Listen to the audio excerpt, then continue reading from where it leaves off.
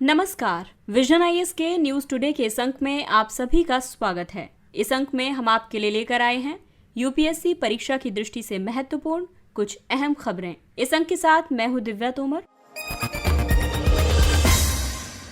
आइए सबसे पहले बात करते हैं इस अंक की हेडलाइंस के बारे में। राष्ट्रीय स्वच्छ वायु कार्यक्रम के तहत शहरों में वायु की गुणवत्ता में मामूली सुधार हुआ। विश्व बैंक ने ग्लोबल इकोनॉमिक प्रोस्पेक्ट्स रिपोर्ट प्रकाशित की। भारत अपने ऊर्जा क्षेत्र में प्राकृतिक गैस की हिस्सेदारी बढ़ाने के लक्ष्य की प्राप्ति में कुछ चुनौतियों का सामना करेगा। राष्ट्रीय बाल अधिकार संरक्षण आयोग ने नाबालिगों पर वयस्कों के रूप में मुकदमा चलाया जा सकता है या नहीं, इसके आकलन के लिए दिशा निर्देशों का मसौदा तैयार किया। वन वेब ने वैश्विक इंटरनेट कनेक्टिविटी के लिए उपग्रहों की संख्या बढ़ाने का निर्णय लिया। सहकारिता मंत्रालय ने कृषि साख समितियों द्वारा एक समान अंगीकरण के लिए नए उपनियम जारी किए। और आइए अब खबरों पर विस्तार से चर्चा करते हैं। तो इस अंक की सबसे पहली खबर पेपर 3 के टॉपिक वायु प्रदूषण से संबंधित है। राष्ट्रीय स्वच्छ वायु कार्यक्रम के तहत शहरों में वायु की गुणवत्ता में मामूली सुधार हुआ है। Centre for research on energy and clean air यानी CREA ने NCAP पर एक प्रगति रिपोर्ट जारी की है। CREA एक स्वतंत्र अनुसंधान संगठन है। इस रिपोर्ट में कई निष्कर्ष दिए गए हैं। वित्त वर्ष 2021-22 में 131 शहरों में से केवल 49 शहरों में वायु गुणवत्ता में सुधार दर्ज किया गया है। इस रिपोर्ट में ये भी कहा गया है कि NCAP के तहत जारी की गई कुल निधि के 50% से भी कम का उपयोग किया गया है। रिपोर्ट के मुताबिक केवल 37 शहरों ने स्रोत विभाजन अध्ययन को पूरा किया है, जिसे कायदे से वर्ष 2020 में पूरा कर लिया जाना था। इस अध्ययन के तहत एक शहर में प्रदूषण के प्रमुख स्रोतों की सूची बनाई जाती है और उनकी मात्रा निर्धारित की जाती है। और आइए अब आपको बताते हैं NCAP के बारे में, यानी राष्ट्रीय स्वच्छ वायु कार्यक्रम के बारे में। ये देश भर में वायु प्रदूषण की समस्या से व्यापक स्तर पर निपटने के लिए केंद्र सरकार की एक समयबद्ध और राष्ट्रीय स्तर की रणनीति है। इसे वर्ष 2019 में शुरू किया गया था। इसका लक्ष्य 131 शहरों में वर्ष 2026 तक पार्टिकुलेट मैटर की सांद्रता में 40% की कमी करना है। 131 शहरों में 123 गैर प्राप्ति वाले शहर हैं, जबकि 42 शहर मिलियन प्लस सिटी या शहरी समूह श्रेणी के हैं। दोनों श्रेणियों में 34 शहर कॉमन हैं। प्रारंभिक लक्ष्य के तहत 102 शहरों में वर्ष 2024 तक पार्टिकुलेट मैटर में 20 से 30% की कमी करना था। PM 2.5 और PM 10 को नियंत्रित करने के लिए शहर विशेष कार्य योजनाएं तैयार की गई हैं। प्रगति की निगरानी यानी प्राण portal for regulation of air pollution in non attainment cities portal द्वारा तैयार की जाती है। इसके अलावा वायु प्रदूषण से संबंधित और भी कई महत्वपूर्ण तथ्य हैं जिनको आपको जानना जरूरी है। जैसे कि बीते वर्ष यानी कि 2022 में दिल्ली सबसे प्रदूषित शहर था, विशेषकर पार्टिकुलेट मैटर 2.5 के मामले में, और ये डेटा केंद्रीय प्रदूषण नियंत्रण बोर्ड ने जारी किया था। अब इसमें जो गैर प्राप्ति शहर यानी नॉन अटेनमेंट शहर जो हमने बताए हैं, जिन्होंने राष्ट्रीय वायु गुणवत्ता निगरानी कार्यक्रम के तहत वर्ष 2011 से 15 की अवधि में राष्ट्रीय परिवेशी वायु गुणवत्ता मानकों को पूरा नहीं किया था। ये मानक थे PM 10 और PM 2.5 के। अब PM 10 जो होते हैं वो 60 माइक्रोग्राम वाले पॉल्यूटेंट्स का होता है और PM 2.5 के तहत 40 माइक्रोग्राम वाले पॉल्यूटेंट्स को शामिल किया जाता है। अगली खबर अर्थव्यवस्था से जुड़ी हुई है। ये भी पेपर 3 का विषय है। विश्व बैंक ने ग्लोबल इकोनॉमिक प्रोस्पेक्टस रिपोर्ट प्रकाशित की है। विश्व बैंक की इस रिपोर्ट में वैश्विक आर्थिक विकास और संभावनाओं की पड़ताल की जाती है। इस रिपोर्ट में उभरते बाजारों और विकासशील अर्थव्यवस्थाओं पर विशेष ध्यान दिया जाता है। विश्व बैंक की ये रिपोर्ट वर्ष में 2 बार प्रकाशित की जाती है। हालिया रिपोर्ट के अनुमानों के मुताबिक वैश्विक GDP वृद्धि दर वर्ष 2023 में 1.7% अनुमानित है। वैश्विक GDP में 1993 के बाद ये तीसरा सबसे कम वृद्धि दर है। इससे पहले वैश्विक GDP वृद्धि दर 2009 और 2020 की मंदी के दौरान सबसे कम रही थी। वर्ष 2023 में भारत की GDP वृद्धि दर 6.6% अनुमानित है। रिपोर्ट में ये भी बताया गया कि आर्थिक स्लोडाउन के क्या कारण रहे। इसमें उच्च मुद्रास्फीति, ज्यादा ब्याज दरों, कम निवेश और रूस यूक्रेन युद्ध के कारण उत्पन्न हुई समस्याओं को महत्वपूर्ण कारण माना गया है। रिपोर्ट में ये भी कहा गया है कि कोई भी अतिरिक्त प्रतिकूल आघात वैश्विक अर्थव्यवस्था को मंदी की ओर धकेल सकता है। यानी कि अब वैश्विक अर्थव्यवस्था एक ऐसे एज पर यानी एक ऐसे किनारे पर खड़ी हुई है कि एक भी अगर ऐसा कोई प्रतिकूल कारण आता है या प्रतिकूल आघात यानी कि कोई भी एडवर्स कंडीशन आती है, अर्थव्यवस्था मंदी की ओर जा सकती है। मंदी यानी कि आर्थिक गतिविधियों में महत्वपूर्ण, व्यापक और लगातार गिरावट। मंदी को ज्यादातर विश्लेषणों में ऐसा बताया गया है कि कम से कम लगातार 2 तिमाहियों में नकारात्मक जीडीपी समृद्धि दर्ज होने पर उस स्थिति को मंदी कहा जा सकता है। EMDEs यानी कि उभरते बाजारों और विकासशील अर्थव्यवस्था वाले देश कई वर्षों से आर्थिक क्षेत्र में धीमी समृद्धि दर का सामना कर रहे हैं और इसका मुख्य कारण इन देशों पर कर्ज का भारी बोझ और कम निवेश है और जलवायु लक्ष्यों की प्रगति खतरे में जा सकती है। 1.5 मिलियन या फिर उससे कम आबादी वाले छोटे देश अधिक संकट का सामना कर सकते हैं और इसके कारण है इन देशों की बाह्य व्यापार और वित्त पोषण पर निर्भरता, आर्थिक गतिविधियों में विविधीकरण की कमी। विविधीकरण की कमी का मतलब ये है कि ये अपनी आय के लिए किसी पर्टिकुलर 1 या 2 चीजों पर निर्भर करते हैं, जैसे कि कुछ देश खनन पर निर्भर करते हैं, कुछ देश तेल के निर्यात पर कंप्लीटली निर्भर करते हैं। इसके अलावा कुछ इकोनॉमीज ऐसी हैं जो केवल कृषि पर निर्भर करती हैं, तो ऐसे देशों को बहुत समस्याओं का सामना करना पड़ेगा। इसके अलावा कर्ज का बोझ और प्राकृतिक आपदाओं का खतरा भी इन देशों के लिए प्रमुख संकट हैं। तो इन समस्याओं से निपटने के लिए इन उभरते और विकासशील देशों के लिए कई उपाय भी सुझाए गए हैं, जैसे कि रोजगार के अवसर पैदा करने और उत्पादन को बढ़ाने के लिए ज्यादा निवेश की जरूरत है। साथ ही ऐसे देश ऋण देते समय अधिक पारदर्शिता बरतें। इसके अलावा सीमा पार व्यापार बढ़ाने के लिए मजबूत सहयोग को बढ़ावा दिया जाना चाहिए। भारत अपने ऊर्जा क्षेत्र में प्राकृतिक गैस की हिस्सेदारी बढ़ाने के लक्ष्य की प्राप्ति में कुछ चुनौतियों का सामना करेगा। भारत के ऊर्जा क्षेत्र में प्राकृतिक गैस की हिस्सेदारी बढ़ाने के लक्ष्य की प्राप्ति में कीमतों में उतार चढ़ाव और अवसंरचना से संबंधित कमियां महत्वपूर्ण चुनौतियां हैं। हाल ही में फिच, जो कि एक क्रेडिट रेटिंग एजेंसी है, इसने अपनी रिपोर्ट में कहा है कि भारत में गैस पाइपलाइन नेटवर्क के अपर्याप्त विकास और कुछ निर्माणाधीन परियोजनाओं के क्रियान्वयन में देरी से प्राकृतिक गैस की कीमत में वृद्धि सीमित हो सकती है। प्राकृतिक गैस की निरंतर उच्च कीमतें और इसके कारण ग्राहकों द्वारा वैकल्पिक ईंधन अपनाने से प्राकृतिक गैस डेवलपर्स के रिटर्न और नई पूंजीगत व्यय योजनाओं में कमी आ सकती है, जिनसे इनकम जनरेट होती है। इसके अलावा वर्तमान में भारत के एनर्जी मिक्स में प्राकृतिक गैस की हिस्सेदारी 6% है, जो कि वैश्विक औसत यानी कि 24% से अभी काफी कम है। भारत का लक्ष्य इस हिस्सेदारी को बढ़ाकर 2030 तक 15% करना है। प्राकृतिक गैस के महत्व को देखते हुए भारत गैस आधारित अर्थव्यवस्था की ओर बढ़ने के लिए कदम उठा रहा है और यही कारण है कि प्राकृतिक गैस महत्वपूर्ण है, क्योंकि आर्थिक दृष्टि से देखें तो पेट्रोल और डीजल की तुलना में CNG सस्ती है। इसके अलावा पार्टिकुलेट मैटर के कम उत्सर्जन के कारण ये पर्यावरण के अनुकूल है। साथ ही जलवायु परिवर्तन शमन प्रतिबद्धताओं को पूरा करने में ये सहायक भी है और यही कारण है कि प्राकृतिक गैस की दिशा में कई कदम भी उठाए गए हैं, जैसे कि प्राकृतिक गैस का घरेलू उत्पादन बढ़ाने के लिए प्राकृतिक गैस विपणन सुधारों की घोषणा की गई है। स्थानीय स्तर पर मूल्य निर्धारण के लिए गैस ट्रेडिंग एक्सचेंज की स्थापना की गई है। पाइपलाइन और सिटी गैस डिस्ट्रीब्यूशन नेटवर्क सहित गैस अवसंरचना विकसित करने के लिए $60 बिलियन के निवेश की योजना बनाई गई है। प्रधानमंत्री ऊर्जा गंगा परियोजना और पूर्वोत्तर गैस ग्रिड परियोजना विकसित करके पूर्वी और उत्तर पूर्वी क्षेत्रों को गैस ग्रिड से जोड़ा गया है। और अगली खबर पेपर 1 के टॉपिक बाल अधिकारों से संबंधित है। राष्ट्रीय बाल अधिकार संरक्षण आयोग यानी NCPCR ने नाबालिगों पर वयस्कों के रूप में मुकदमा चलाया जा सकता है या नहीं, इसके आकलन के लिए दिशा निर्देशों का मसौदा तैयार किया है। ये दिशा निर्देश वरुण चंद्र ठाकुर बनाम मास्टर भोलू के मामले में सुप्रीम कोर्ट द्वारा दिए गए निर्देश के अनुपालन में बनाए गए हैं। दिशा निर्देशों का मसौदा किशोर न्याय बालकों की देखभाल और संरक्षण अधिनियम 2015 की धारा 15 के तहत प्रारंभिक आकलन निर्धारण करने के लिए तैयार किया गया है। पहले 18 वर्ष से कम आयु के सभी व्यक्तियों को नाबालिग माना जाता था। वर्ष 2015 में इसमें संशोधन करके एक प्रावधान जोड़ा गया। इस नए प्रावधान के तहत जघन्य अपराधों के मामले में आरोपी अगर 16 से 18 वर्ष का है तो ऐसे बालकों पर वयस्कों की तरह मुकदमा चलाया जा सकता है। ये निर्धारित करने के लिए कि ऐसे बालकों पर वयस्क या नाबालिग की तरह मुकदमा चलाया जाए, किशोर न्याय बोर्ड उनका शारीरिक और मानसिक परीक्षण करता है। इस मसौदा या दिशा निर्देश की प्रमुख विशेषताओं की बात करें तो इसमें सामान्य सिद्धांत को महत्व दिया गया है। जुवेनाइल जस्टिस बोर्ड और अन्य विशेषज्ञों को देखभाल और सुरक्षा के मौलिक सिद्धांतों का पालन करना चाहिए, यानी कि बेगुनाही की पूर्व धारणा, सर्वोत्तम हित, सुरक्षा, प्राकृतिक न्याय आदि सिद्धांत इसमें शामिल होते हैं। बेगुनाही की पूर्व धारणा का मतलब है कि किसी अपराध के आरोपी को तब तक निर्दोष माना जाए जब तक कि वो दोषी साबित नहीं हो जाता। और अब बात करते हैं प्रारंभिक आकलन उद्देश्य का।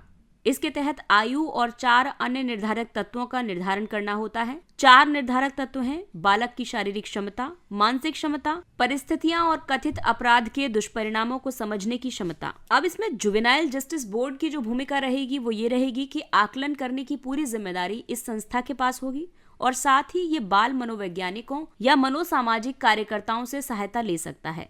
प्रारंभिक आकलन का समापन 3 महीने की अवधि के भीतर ही होना चाहिए।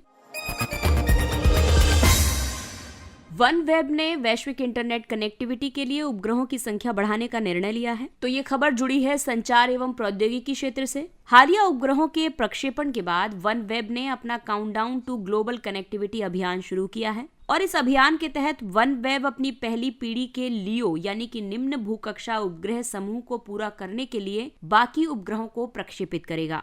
तो अब आपके मन में ये सवाल होगा कि आखिर ये OneWeb है क्या? तो OneWeb एक वैश्विक संचार नेटवर्क है जो अंतरिक्ष आधारित कनेक्टिविटी प्रदान करता है।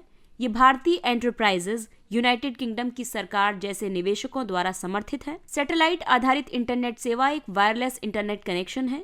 ये इंटरनेट सेवा प्रदाता से उपयोगकर्ताओं तक इंटरनेट सिग्नल पहुंचाने के लिए उपग्रहों का उपयोग करता है। ये ISP यानी कि इंटरनेट सेवा प्रदाता और सैटेलाइट डिश वाले उपयोगकर्ताओं के बीच संपर्क स्थापित करने के लिए VSAT यानी वेरी स्मॉल अपर्चर टर्मिनल या दूर संचार उपग्रह की तरह संचार भेजने वाले और प्राप्त करने वाले उपग्रहों का उपयोग करता है। ये भूस्थैतिक उपग्रह या लियो में स्थापित उपग्रह हो सकते हैं।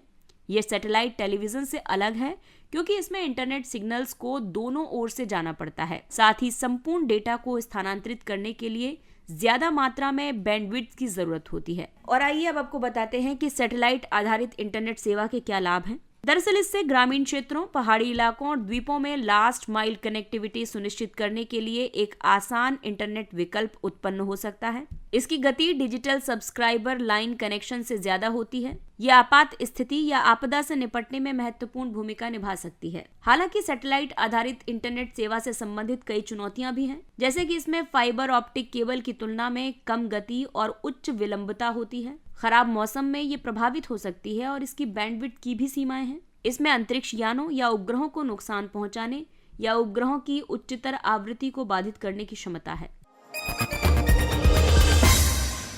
सहकारिता मंत्रालय ने कृषि साख समितियों द्वारा एक समान अंगीकरण के लिए नए उपनियम जारी किए हैं। इस कदम का उद्देश्य सभी राज्यों में प्राथमिक कृषि साख समितियों को सुव्यवस्थित करना है, साथ ही उन्हें विविध गतिविधियों को अपनाने की अनुमति देना है। इससे वे अपने वित्तीय स्वास्थ्य में सुधार कर सकेंगी। आदर्श उपनियमों के तहत जो प्रमुख प्रावधान किए गए हैं उनमें PACs को अपनी वित्तीय स्वास्थ्य में सुधार करने के लिए 25 व्यापक क्षेत्रों में अपनी गतिविधियों में विविधता लाने की अनुमति दी गई है। PACs यानी कि प्राथमिक कृषि साख समितियां, और ये जो व्यापक क्षेत्र हैं वे हैं बीज, उर्वरक, शिक्षा, अस्पताल, कॉमन सर्विस सेंटर आदि। प्राथमिक कृषि साख समितियों को अवसंरचना के विकास के लिए भूमि प्रदान की जाएगी। साथ ही उन्हें उचित मूल्य की दुकान के लाइसेंस देने की अनुमति भी दी जाएगी और उन्हें भारतीय खाद्य निगम की ओर से खरीद एजेंसी के रूप में नामित किया जाएगा। PACs को इनके परिचालन क्षेत्र में सरकारी योजनाओं के लिए प्रत्यक्ष लाभ अंतरण के माध्यम से भुगतान सेवाओं में शामिल किया जाएगा। PACs अपने परिचालन क्षेत्र में कॉमन सर्विस सेंटर के रूप में कार्य करेंगी। PACs सहकारी समितियों के रूप में पंजीकृत हैं। ये 3 स्तर पर अल्पकालिक सहकारी ऋण के सबसे निचले स्तर पर हैं। लगभग 13 करोड़ किसान इनके सदस्यों के रूप में पंजीकृत हैं और अन्य 2 स्तर हैं राज्य स्तर पर राज्य सहकारी बैंक और जिला स्तर पर केंद्रीय सहकारी बैंक। PACs बैंकिंग विनियमन अधिनियम 1949 के दायरे से बाहर हैं, यानी कि ये RBI द्वारा विनियमित नहीं होती हैं। भारत में लगभग 63,000 PACs परिचालित हैं और ये कई तरह की सुविधाएं प्रदान करती हैं, जैसे कि इनपुट सुविधाएं जो कि नकद या वस्तु दोनों रूप में हो सकती हैं। इसके अलावा कृषि उपकरण और भंडारण सुविधा आदि के मामले में।